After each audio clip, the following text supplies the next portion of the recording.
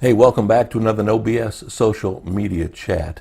You know, if you look at the current climate in the world of social media, you'll see that President Trump is definitely, well, giving direction as a way to utilize social media. Right or wrong, depends on which side of the coin you fall on. But I think one thing, as we study the recent political election, as we study social media, one thing that helped Donald Trump become president was he had a point of view. Now, again, there were people who didn't like his point of view. There were people who did like his point of view. And I think what happened was there were enough people who started resonating with his messages that he posted on social media, and they started buying in. At the same time, many people accused Hillary Clinton of not using social media to her benefit, not using it to rally her troops enough. She tried to do it the old-fashioned political way, and some say that's what lost her the election. Now, again, I'm not going to sit here and argue politics because that's not what this is about. We're talking about point of view. Now, years ago in the No BS social media chat, I did a post called, I believe it was Politics, Sex, and Religion. And I basically said, stay away from politics, sex, and religion unless you want to turn people off. And while I still believe that, I think there's almost like an asterisk that needs to be next to that. And at the same time, it says you need to at least approach life through a point of view. You need to approach social media with a point of view. You know, there was always an old saying, about sitting in the middle of the road, you're bound to get run over. When we were in radio years ago, we talked about radio personalities, and I utilized this when I talked to my media clients, when I talked to my music business clients, about being boring, about being vanilla, about being milquetoast, about being middle of the road. In the world of testing for personalities, for media people, even for movie stars, they have what are called Q scores. And sometimes they're on a scale of 1 to 5, sometimes they're on a scale of 1 to 10. We used to talk about personality traits and personality studies on radio personalities, and on a scale of 1 to 5. And it was interesting to see that people like Howard Stern, people like Rush Limbaugh, the two big polarizing radio personalities in the world, either were getting 5s from people in their testing or getting 1s. People either love them or hate them.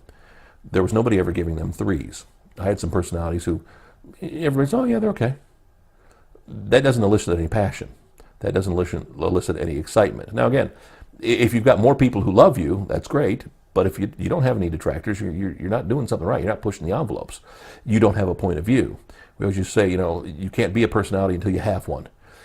I think the same thing for social media. You can't grow your social media following until you not only create your persona, but until you have a point of view. And again, I'm not talking politics or sex or religion or anything like that. I'm talking just a point of view on life. You know what? If you want to be the glass half full person and you want to do a lot of positivity, then go ahead and do that. We've talked about successories and things like that before. If that's who you are, if that's what you believe and that's what you want to share, then go ahead and do that. I think it's important to be true to who you are, to be true to the personal brand. And I know my wife hates personal branding, but I think it's important that we all create our persona, that we all create our point of view. I'm a historian. I'm a person who loves not just rescuing the past, but loves paying honor and tribute to our past.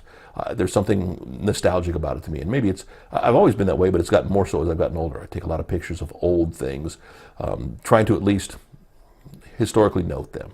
Sure, Nashville's famed Music Row is being torn down so they can put up condos, they can put up businesses, and it's tearing out the heart and the soul of Music Row to many people. Let's be honest, it wasn't buildings that created the music.